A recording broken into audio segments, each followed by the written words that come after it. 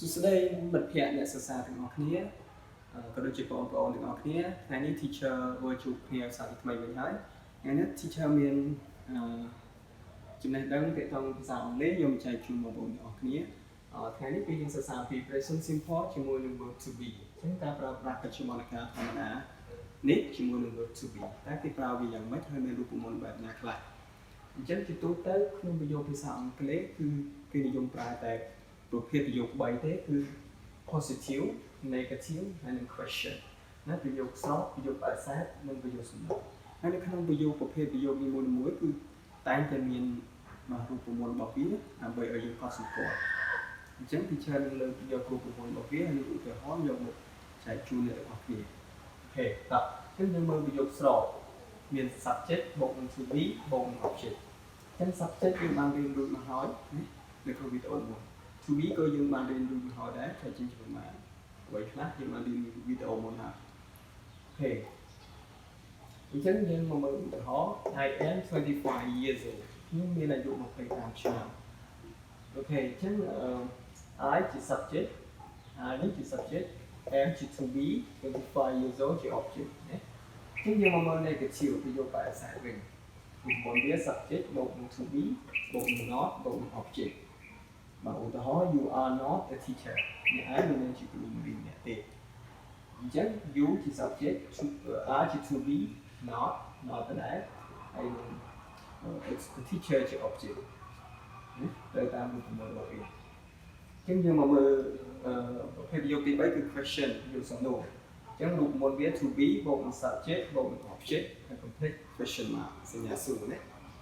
អញ្ចឹងឧទាហរណ៍ are you married តើអ្នករៀបការហើយឬនៅអញ្ចឹង are ជា to be you ជា subject married ជា object អូខេតោះយើងមកមើលការឆ្លើយវិញ short answer ឆ្លើយខ្លីវិញឧទាហរណ៍គេសួរថា are you married អញ្ចឹងចម្លើយរបស់យើងអាចឆ្លើយថា yes I am បើសិនជាយើងរៀបការហើយបើមិនទាន់រៀបការទេយើងថា no I am not ទេខ្ញុំមិនទាន់រៀបការទេអូខេអញ្ចឹងវាមានការឆ្លើយនេះទៅតាមប្រភេទនៃសំណួរនៃការសួររបស់គេបើសិនជាគេសួរឧទាហរណ៍ថា is he married តើគាត់រៀបការហើយឬនៅចម្លើយគឺយើង yes he is no he isn't អញ្ចឹងទៅតាមប្រភេទសំណួររបស់គេអញ្ចឹងវាគាត់តែជារូបមន្តតែខ្ញុំដាក់មកហើយលើកឧទាហរណ៍តែមួយមកទេអញ្ចឹងឧទាហរណ៍ជាច្រើនទៀតបងប្អូនអាចបំបែកខ្លួនឯងហើយរៀនឆ្លើយដោយខ្លួនឯងរៀនមើលទម្រង់នៃការបង្កើតប្រយោគនេះដោយខ្លួនឯងតែផ្អែកទៅលើរូបមន្តខ្ញុំបានដាក់ឲ្យនេះ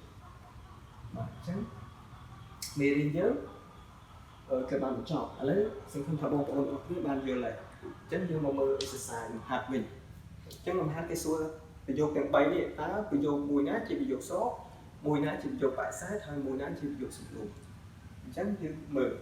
am I married តើខ្ញុំរៀបការហើយនៅបាទសួរខ្លួនឯងណាអូខេអញ្ចឹង